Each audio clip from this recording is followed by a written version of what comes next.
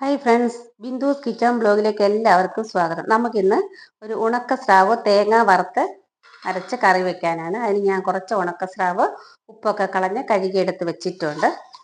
കൂടെ തന്നെ കുറച്ച് കൊച്ചുള്ളി, വെളുത്തുള്ളി, ഇഞ്ചി, തക്കാളി, പച്ചമുളക് ഇത്രയും എടുത്തിട്ടുണ്ട്. പുളി വെള്ളത്തിലിട്ട് വെച്ചിട്ടുണ്ട്. അതേപോലെ തന്നെ ഞാൻ കുറച്ച് തേങ്ങ തിരുമ്മി എടുത്ത് വെച്ചിട്ടുണ്ട്. നമുക്കിനി അതൊക്കെ തേങ്ങ ഒന്ന് വറുത്തെടുക്കാം. നമുക്ക് നമ്മുടെ തേങ്ങ ഒന്ന് വറുത്തെടുക്കാം. അതിന് വേണ്ടി ഞാൻ ഒരു ഇരുമ്പ് ചീനിച്ചട്ടി അടുപ്പിൽ വെച്ച് കൊടുത്തിട്ടുണ്ട്. നമുക്കതിലേക്ക് നമ്മളുടെ തേങ്ങ ഒക്കെ ഒന്ന് വറുത്തെടുക്കാം.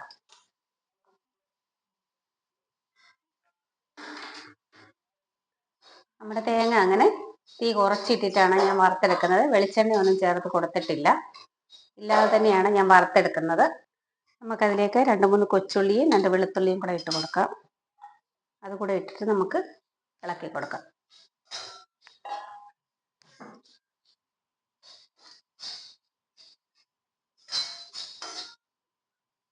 നമ്മുടെ തേങ്ങ അങ്ങനെ നന്നായിട്ട് മൂത്ത് വന്നിട്ടുണ്ട്. തീ കുറച്ചിട്ടിട്ട് വേണം എപ്പോഴും തേങ്ങ കുറേ സമയം എടുത്തിട്ട് വേണം വറുത്തെടുക്കാൻ, ഇല്ലെങ്കിൽ ഇത് കരിഞ്ഞു പിടിക്കും. ഇനി നമുക്കതിലേക്ക് മസാലകളൊക്കെ ചേർത്ത് കൊടുക്കാം. എൻ്റെ ചീനച്ചട്ടിക്ക് നല്ല ചൂടുള്ളത് കാരണം ഞാനിത് ഓഫ് ചെയ്തിട്ടാണ് മുളക് പൊടിയൊക്കെ ചേർത്ത് കൊടുക്കുന്നത്. നമുക്കതിലേക്ക് ഞാൻ കാശ്മീരി ചില്ലി പൗഡറാണ് ചേർത്ത് കൊടുക്കുന്നത്. 2 ടേബിൾ സ്പൂൺ ചേർത്ത് കൊടുത്തിട്ടുണ്ട്. അതേപോലെ തന്നെ മല്ലി പൗഡറും ചേർത്ത് കൊടുത്തിട്ടുണ്ട്. 2 ടേബിൾ സ്പൂൺ ചേർത്ത് കൊടുത്തിട്ടുണ്ട്. മഞ്ഞൾപ്പൊടി ചേർത്ത് കൊടുക്കാം. അതേപോലെ തന്നെ ശകലം ഉലുവാപ്പൊടിയും കൂടെ ചേർത്ത് കൊടുക്കാം. ഇതോടെ ചേർത്തിട്ട് നമുക്ക് ചീനച്ചട്ടിക്ക് നന്നായിട്ടുള്ള ചൂടുണ്ട്, ഇളക്കി കൊടുക്കാം, അല്ലെങ്കിൽ കരിഞ്ഞു പോകും. മുളക് പൊടിയൊക്കെ എരിവിനനുസരിച്ച് ചേർത്ത് കൊടുക്കാം. ഞാനിതിൽ കുറച്ച് കറിവേപ്പില മുമ്പേ ചേർത്ത് കൊടുത്തിട്ടുണ്ടായിരുന്നു. ഇനി നമുക്കിതൊന്ന് ആറി കഴിഞ്ഞിട്ട് മിക്സിയുടെ ജാറിലിട്ട് അരച്ചെടുത്തോണ്ട് വരാം. അരപ്പ് ഒരു മിക്സിയുടെ ജാറിലേക്ക് ആക്കിയിട്ടുണ്ട്. നമുക്കിന്ന് അരച്ചെടുത്തോണ്ട് വരാം. നമ്മളൊരു ചട്ടി അടുപ്പിൽ വെച്ച് കൊടുത്തിട്ടുണ്ട്.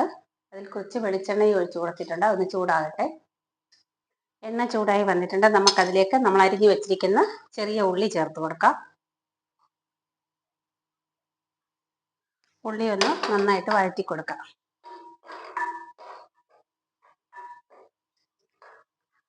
കുറച്ച് തേങ്ങാക്കൊത്ത് എടുത്ത് വെച്ചിട്ടുണ്ട്, അതുകൂടെ നമുക്ക് ചേർത്ത് കൊടുക്കാം. തേങ്ങാക്കൊത്തൊക്കെ ഇടുമ്പോൾ ഒരു പ്രത്യേക ടേസ്റ്റാണ് സ്രാവ് കറിക്ക്.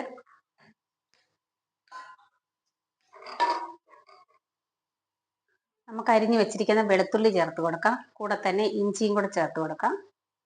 പച്ചമുളകും ചേർത്ത് കൊടുക്കാം.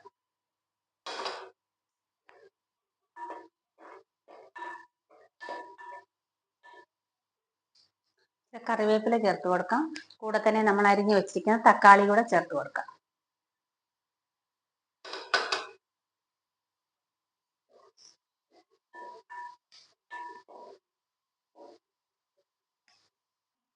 നമ്മുടെ ഉള്ളിയൊക്കെ അങ്ങനെ മൂത്ത് വന്നിട്ടുണ്ട്. ഇനി നമ്മൾ അരച്ചു വെച്ചിരിക്കുന്ന അരപ്പ് നമുക്ക് ഇതിലേക്ക് ചേർത്ത് കൊടുക്കാം. മിക്സിയുടെ ജാറൂടെ കഴുകി ഒഴിച്ചു കൊടുക്കാം.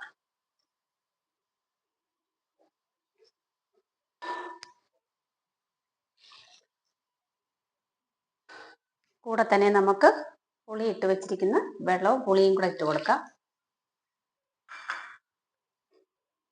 ഇനി നന്നായിട്ട് ഇളക്കി കൊടുത്ത് തിളയ്ക്കുമ്പോൾ നമുക്ക് മീൻ കഷ്ണങ്ങൾ ഇട്ട് കൊടുക്കാം.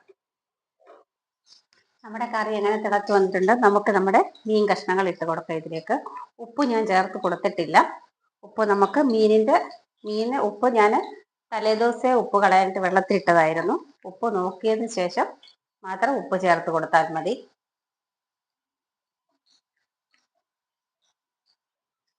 നമ്മുടെ സ്രാവ് തേങ്ങ അരച്ച കറി അങ്ങനെ റെഡി ആയിട്ടുണ്ട്. ഇനി നമുക്കിതൊന്ന് താളിച്ചു കൊടുക്കാം. ചീനച്ചട്ടി കെട്ടിച്ച് വെളിച്ചെണ്ണ ഒഴിച്ചു കൊടുത്തിട്ടുണ്ട്. കടുക് ഇട്ട് കൊടുക്കാം.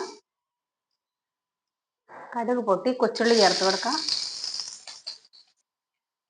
കറിവേപ്പില ചേർത്ത് കൊടുക്കാം.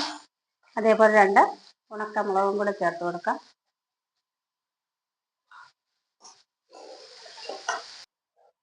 കടുക് താളിച്ചത് നമുക്ക് ചട്ടിയിലേക്ക് ഒഴിച്ചു കൊടുക്കാം.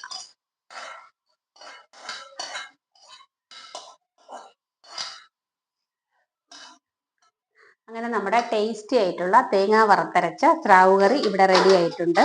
നിങ്ങളൊന്ന് തയ്യാറാക്കി നോക്കണേ. ഇഷ്ടപ്പെടുകയാണെങ്കിൽ വീഡിയോ ലൈക്ക് ചെയ്യാനും ഷെയർ ചെയ്യാനും കമൻറ്റ് ചെയ്യാനും മറക്കരുത്. കൂടെ ആ സബ്സ്ക്രൈബ് ബട്ടണും കൂടെ ഒന്ന് പ്രസ് ചെയ്തേക്കണേ. താങ്ക്